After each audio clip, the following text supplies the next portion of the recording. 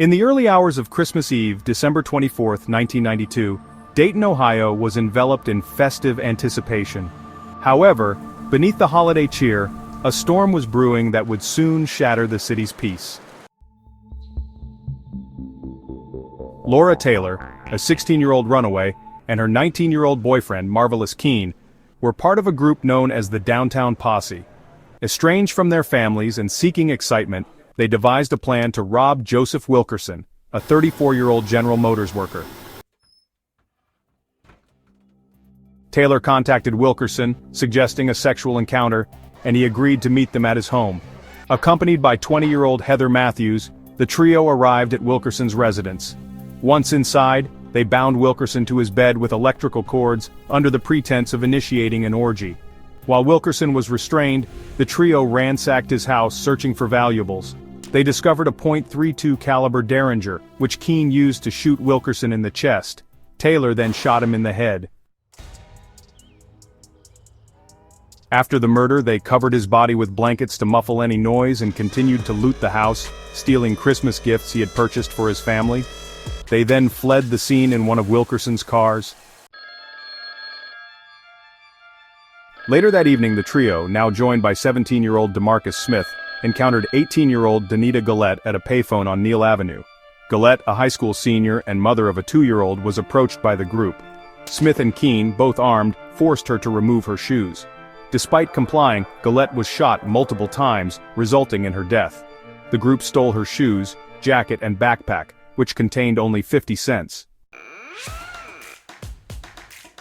The group's violent spree continued as they returned to Wilkerson's house to spend the night. However, their thirst for chaos was not yet quenched. On the morning of December 25, 1992, Dayton, Ohio, awoke to the chilling realization that the previous day's violence was not an isolated incident. The city's festive spirit was overshadowed by fear as news spread of another brutal murder. Richmond Maddox, a 19-year-old former boyfriend of Laura Taylor, became the third victim in the spree. Taylor had lured Maddox from his parents' home under the pretense of reconciliation. As they drove through Dayton with Keene, Smith, and Matthews trailing them, Maddox grew suspicious of the following vehicle. Before he could react, Taylor pulled out a .32 caliber Derringer and shot him in the head at point-blank range. She then leaped from the moving car, which crashed shortly thereafter. Maddox was pronounced dead at the scene. Later that day, the group targeted Jeffrey Wright, Matthews' ex-boyfriend. They confronted him outside a residence on Yuma Place, and Smith shot him 4 times in the legs. Miraculously, Wright managed to escape to a neighbor's house and survived the attack. The randomness and brutality of these crimes left the community in shock. Law enforcement agencies intensified their efforts, but the perpetrators remained elusive. As Christmas Day turned to night, the city braced itself, unaware that the bloodshed was far from over. On the morning of December 26, 1992, Dayton, Ohio, awoke to yet another act of senseless violence. Sarah Abraham, a 38-year-old mother of 3, was working at her family's short-stop mini-market when the Downtown Posse targeted the store. Laura Taylor entered first, ostensibly to make a purchase, and was short a nickel, which a kind-hearted employee provided. Moments later, Marvelous Keene and DeMarcus Smith stormed in, brandishing firearms. Despite Abraham's compliance in handing over approximately $40, Keene shot her in the face, while Smith wounded a customer, Jones Pettis.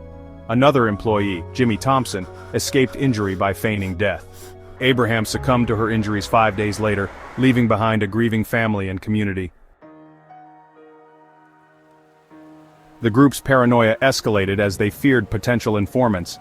Believing that acquaintances Wendy Cottrill, 16, and Marvin Washington, 18, might expose them, the gang lured the pair to a gravel pit. There, Keene executed Cottrill, and Smith killed Washington. Their bodies were discovered days later, adding to the mounting death toll. Later that day, the gang attempted another carjacking. They approached a woman inflating her tires, with one assailant reportedly saying, "You will die today." The woman fled, and the group stole her Dodge Shadow. Authorities, now on high alert, received a tip from Nicholas Woodson, who informed them about the downtown posse and their bragging about the killings. Police located the stolen vehicle and arrested Keene, Taylor, Smith, and Matthews. Inside the car, they found weapons and items belonging to the victims, solidifying the case against them.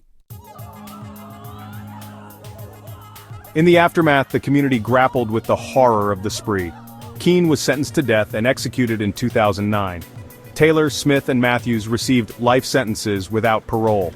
The events left an indelible mark on Dayton, serving as a grim reminder of the capacity for human cruelty.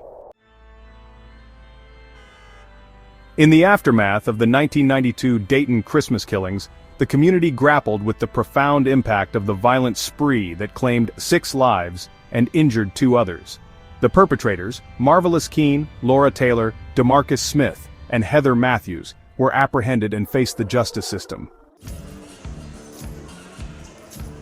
Marvelous Keene, identified as the ringleader, was convicted of 5 murders and sentenced to death.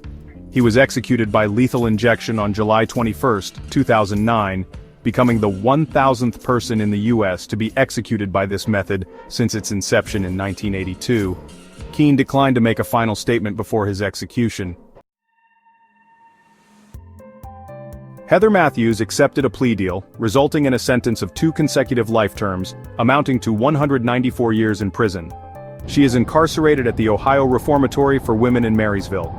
Laura Taylor and DeMarcus Smith, both juveniles at the time of the crimes, were tried as adults and received life sentences without the possibility of parole for over 100 years. Taylor is also held at the Ohio Reformatory for Women, while Smith is incarcerated at the Mansfield Correctional Institution. The families of the victims continue to bear the emotional scars of the tragedy. Rhonda Gillette, sister of victim Danita Gillette, has expressed that the holiday season serves as a painful reminder of her sister's untimely death. The Dayton Christmas killings remain one of the most harrowing episodes in the city's history, underscoring the devastating consequences of senseless violence. In the years following the 1992 Dayton Christmas killings, the community has continued to grapple with the profound impact of the events. The senseless violence perpetrated by the downtown posse left 6 individuals dead and 2 others injured, casting a long shadow over the city's holiday season. The perpetrators, Marvelous Keene, Laura Taylor, DeMarcus Smith, and Heather Matthews, were all convicted for their roles in the spree. Keene, identified as the ringleader, was executed in 2009, while the others received life sentences. The victims' families have expressed that the pain of their losses remains ever present. For instance, Rhonda Gillette, whose sister Danita was among those killed, has spoken about how the tragedy has forever altered her family's experience of the holidays. "This time of year is not like it used to be," she said. "It's not a happy time for me. Even though I may look like it, I still carry that wound."